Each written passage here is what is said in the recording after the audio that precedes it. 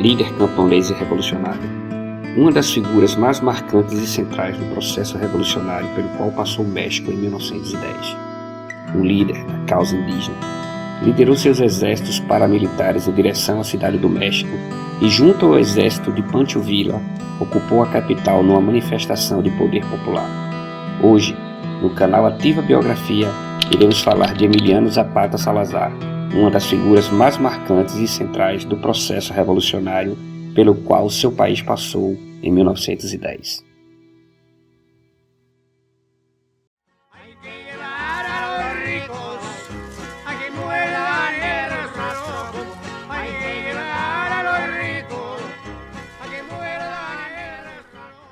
Emiliano Zapata Salazar nasceu no vilarejo rural de San Miguel Anenecuico, no estado de Morelos, sul do México, no dia 8 de agosto de 1879. Faleceu em Chinameca, 10 de abril de 1919. Foi um importante líder na chamada Revolução Mexicana de 1910 contra a ditadura de Porfírio Díaz. Sendo considerado um dos heróis nacionais mexicanos, comandou o Exército Libertador do Sul contra os latifundiários que monopolizavam as terras e os recursos hídricos para produzir cana-de-açúcar. Era conhecido como Caudillo do Sul. Filho dos camponeses Gabriel Zapata e de Cleófas Salazar, descendentes de indígenas e de ancestrais espanhóis, era o nono de 10 irmãos, dos quais somente 4 sobreviveram. Com 13 anos ficou órfão e herdou uma parte das terras e de algumas cabeças de gado de sua família. Levou a cabo a reforma agrária, devolvendo aos camponeses suas terras, um movimento que é conhecido como zapatismo. Sua família possuía terras, contudo, não eram férteis, humildes. Os filhos apenas receberam a educação primária, o que era um privilégio, pois 80% da população mexicana era analfabeta. Mesmo assim, Zapata foi aluno de Emílio Vara, que por sua vez lhe apresentou o anarquismo de Ricardo Flores Magón, 1874-1922, marcando profundamente sua educação. Naquele tempo, o México era dominado pela ditadura de Porfírio Díaz, que ascendeu ao poder em 1876. Nascido sob o governo de Porfírio Díaz, 1830-1915, ditador no México durante 30 anos, Zapata cresceu no momento em que o país desenvolvia suas primeiras indústrias. No entanto, Díaz seria responsável pela degradação dos trabalhadores rurais, permitindo aos grandes fazendeiros tomarem as terras das comunidades indígenas independentes, pueblos. Isso aumentou a miséria dos agricultores e a concentração de terras em poucas famílias. Desde jovem, Zapata lutava contra os ricos proprietários de terras que haviam se apossado das terras dos pequenos camponeses. Com 17 anos, teve seu primeiro enfrentamento com as autoridades, o que lhe obrigou a abandonar o estado de Morelos e viver durante alguns anos escondido em um rancho de um amigo. Em 1912, Zapata ajudou as pessoas de Morelos que tinham problemas com o fazendeiro acompanhando-as à cidade do México. Em 1906, Zapata organizou uma reunião com os camponeses da aldeia de Cuautla para discutir uma forma de defender suas terras dos desmandos do governo a favor dos grandes fazendeiros. Em 1908, como punição, foi forçado a ingressar no regime do exército mexicano, onde permaneceu durante 6 meses. Em setembro de 1909, reuniu clandestinamente por volta de 400 habitantes de uma aldeia para elaborar um plano de defesa de suas terras. Foi então eleito presidente das juntas de Anenecuico, com cerca de 30 anos. A sociedade protocapitalista e em muitos aspectos feudal ainda era predominante no México, com grandes fazendas avançando sobre as comunidades indígenas independentes. Os indígenas geralmente caíam sob a escravidão por dívida, peonagem, indo trabalhar nas fazendas. Porfírio Díaz, de vez em quando, promovia eleições locais para pacificar os peões, mantendo-se à frente do governo nacional que havia praticamente usurpado. Díaz deu amigos e associados os cargos mais importantes do país e, sob ordem destas pessoas, cada vez mais se concentravam a terra em propriedade de poucos. A família de Zapata apesar de não ser rica, mantinha-se independente. Nunca foi realmente ameaçada de pobreza, evitando a peonagem e mantendo sua própria terra, rancheiro. Em gerações anteriores, os zapatas haviam até mesmo sido porfiristas, ou seja, haviam dado suporte a Dias. O próprio Emiliano tinha reputação de andar sempre bem vestido, comparecendo a touradas e rodeios com seu elaborado visual chorno, enquanto sua extravagância normalmente o associaria aos hacendados que controlavam as fazendas. Zapata parece ter mantido a simpatia, a admiração e até mesmo a adoração pelas pessoas da sua cidade natal. Desta maneira, ele se tornava líder militar das forças camponesas da região.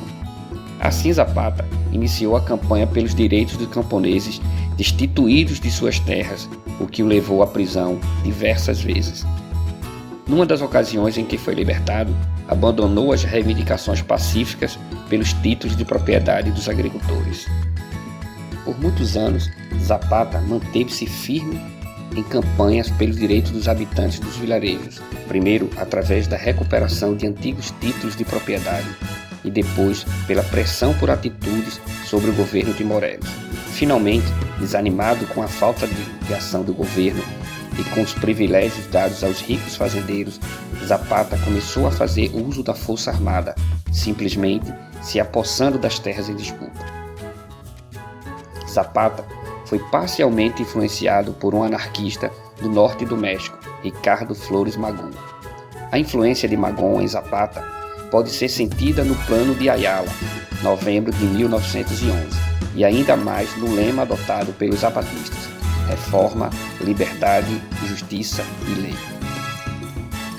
A introdução de Zapata ao anarquismo aconteceu por obra do professor local Otílio Montano, que expôs a Zapata os trabalhos de Peter Kropotkin e Flores Magón no mesmo período em que o futuro líder revolucionário estava observando e tomando parte dos conflitos dos pequenos agricultores pela terra. Nesta época, Porfírio Dias estava tendo que se preocupar com a candidatura de Francisco Madero, capitalista e liberal, com plenas condições de removê-lo do poder e provocar mudanças genuínas nos rumos do país. Zapata fez alianças secretas com Madero. Em 1910, as agitações finalmente decantaram na formação de bandos guerrilheiros.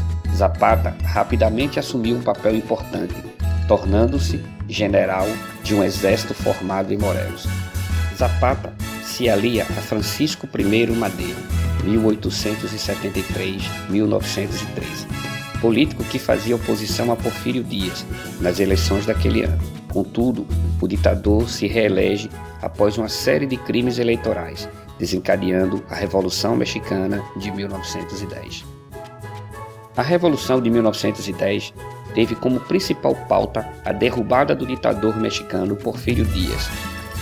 Porém, muito mais complexa e com camadas de articulações entre grupos sociais, a primeira Revolução Nacional do século XX desencadeou um cenário de caos políticos e jogos de poder com a disputa pela ocupação da presidência da República.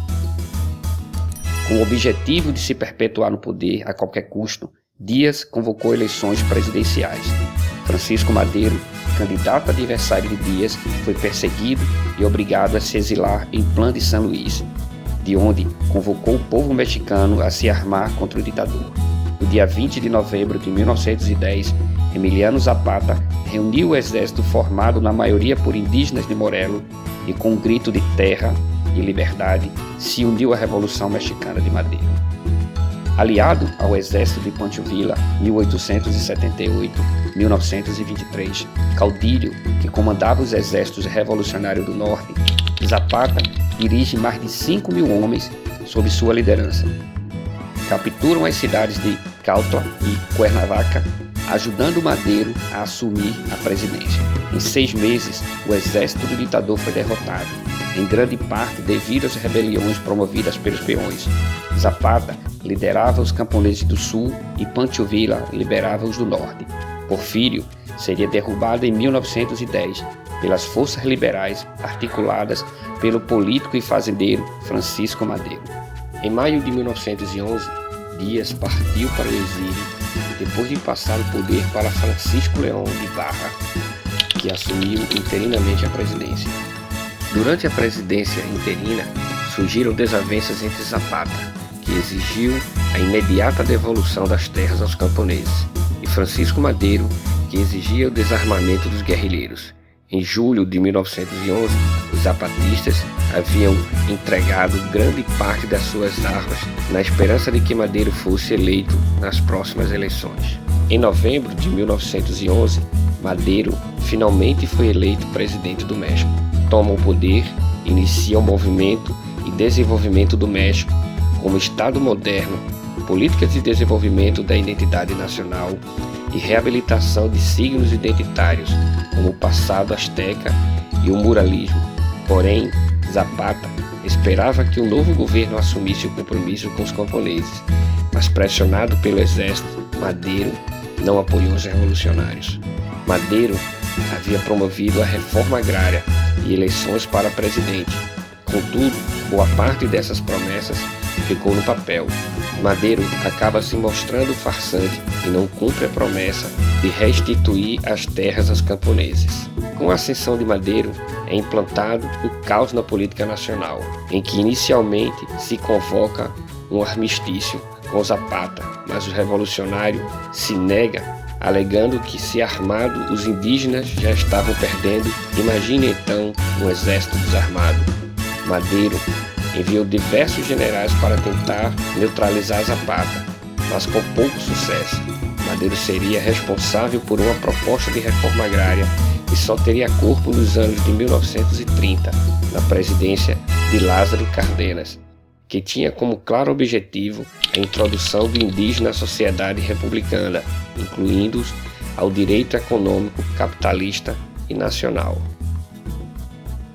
Este era um dos principais motivos de rixa entre Madero e Zapata, pois o líder da revolta indígena articulou seu exército libertador do Sul para a construção de uma reforma agrária pautada nos ejidos, terras comunais, e formas tradicionais e culturais de contato com a terra, ou seja, Zapata se opunha a Madero e seu projeto colonizador de quebra com a autonomia econômica e cultural dos indígenas mexicanos. Diante do fracasso, Zapata, por sua vez, mantém seus ideais revolucionários e lança o Plano de Ayala, em 1911, em que declarava Madero incapaz de cumprir as promessas da Revolução e anunciava a expropriação de 1/3 das terras dos fazendeiros, propondo reforma, liberdade, justiça e lei. Por isso, implanta uma substancial reforma agrária no estado de Morelos, no sul do México. Pascoal Orozco foi eleito como chefe da revolução e exigia uma renúncia do presidente. Zapata não pôde suportar a indicação para governador de um simpatizante dos grandes proprietários e mobilizou novamente seu exército de libertação.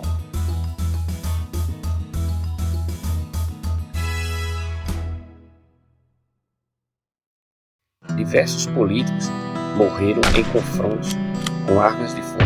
Madero articula a perseguição aos exércitos de libertadores do zapatismo e o banditismo, encabeçado por Pancho Villa do Norte.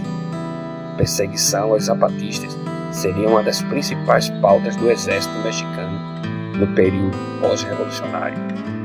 Em 1913, Madero foi derrubado por um general porfirista chamado Victoriano Huerta, que deu anistia a Dias e controlou as frentes indígenas em luta pela reforma agrária. Assume a presidência sob a bandeira de retomar o desenvolvimento nacional em ordem antes da Revolução. Com isso, Villa e Zapata se aliaram a Venustiano Carranza e derrubaram novamente o governo no ano seguinte. A reação dos camponeses a esse governo aumentou consideravelmente. As forças armadas de Zapata e também ajudou um novo grupo de norte, os vilistas, comandados por Pancho Villa. Os vilistas eram compostos em maioria por simpatizantes de Madero, o que fez agitar Zapata antes a um encontro com Villa, que inclusive havia rejeitado a ideia do Plano de Ayala, quando em contato com os zapatistas na prisão. Enquanto isso, o presidente Madero e seu vice são assassinados pelo general Victoriano Huerta, 1850-1916, que assume o poder em 1913. Huerta logo enfrenta oposição que se consolidou com a entrada em cena de Venustiano Carranza, que liderou uma facção constitucionalista, o Exército Constitucionalista, que se aliou tanto a Villa quanto a Zapata. As forças unidas dos três se mostraram suficientes para derrubar Huerta em julho de 1914. A seguir, foi decidido que haveria uma convenção para a escolha do novo presidente, a qual Zapata se negou a comparecer, alegando que nenhum dos convocados havia sido eleito pelo povo. Os chefes do estado de Morelos enviaram uma delegação para representar o plano de Ayala e acompanhar o desenvolvimento da convenção. Carranza articulou novamente um governo autoritário que empreendeu diversas missões de extermínios do exército zapatista.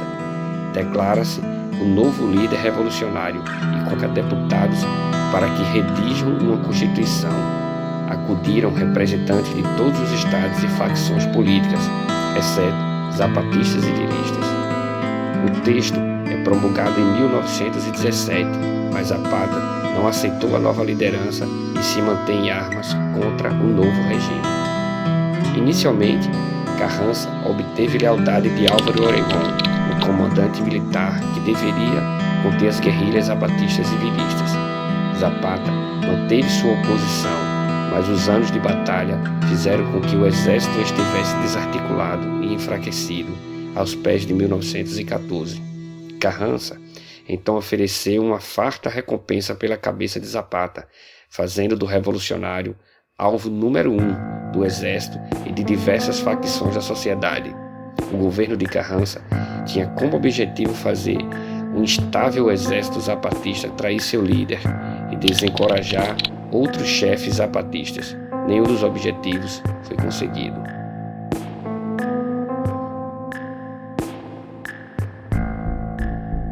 Em 1913, Madero foi vítima da traição do general Victoriano Huerta, que tomou o poder e mandou executá-lo, instalando uma nova ditadura no país. Durante o governo de Huerta e do presidente constitucionalista Venustiano Carranza, Zapata continuou seu movimento contra o governo, estendendo seu poder para todo o sul do México. Depois de vários conflitos, em julho de 1914, Huerta foi derrotado. Emiliano Zapata uniu então suas forças com Pancho Villa, o líder revolucionário que atuava no norte do México, e entraram na cidade do México, a capital do país, onde enfrentaram as tropas constitucionalistas de Carranza. Nessa época, Zapata criou as primeiras associações agrárias, estabeleceu o crédito agrícola e inaugurou a Casa Rural de Empréstimos de Morelos. Os conflitos continuavam e em 1917 as forças de Carranza derrotaram Pancho Villa. Em 10 de abril de 1919, o general Jesus Guajardo convidou Zapata para o encontro, fingindo simpatizar com a causa zapatista. Quando Zapata o encontrou em Chimameca, Morelos, entrando, Guajardo, em uma emboscada, disparou diversas vezes contra ele. A seguir, entregou o corpo do chefe revolucionário em troca de recompensa oferecida, na verdade, metade do que havia sido oferecido. Após a morte de Emiliano Zapata, o Exército de Libertação do Sul começou a desintegrar-se, desaparecendo depois que uma rebelião comandada por Obregón, depois Carranza. As conquistas de Zapata no estado de Morelos foram aos poucos desaparecendo também. Mas poucos anos após a morte de Zapata, o presidente Lázaro Cárdenas finalmente conseguiu promover uma reforma agrária nacional no ano de 1934. O líder da Revolução Mexicana seria imortalizado em várias telas do pintor Diego Rivera. Há relatos de que Zapata tomou a decisão de lutar pelos direitos dos camponeses ao ver seu pai chorar quando foi despojado de parte de suas terras. O legado de Zapata permanece vivo ainda hoje, particularmente entre os grupos revolucionários do sul do México, e inspiram vários outros grupos políticos mexicanos de esquerda. Seu legado político de revolucionário foi negado pelo Estado mexicano por anos e retomado somente no fim do século XX, com a estruturação do Exército Zapatista de Libertação Nacional. Disse ele uma vez: é melhor morrer de pé do que viver de joelhos. O movimento zapatista e seu Exército Zapatista de Libertação Nacional é o ZEM, uma organização militar formada por indígenas e camponeses originárias do sul do México, no estado de Chiapas, são diretamente inspirados nas histórias e nas ações de Zapata. Igualmente, uma das bandeiras do ELZEM era a reforma agrária, o mesmo ideal pelo qual havia lutado Emiliano Zapata e que inspirava estes guerrilheiros.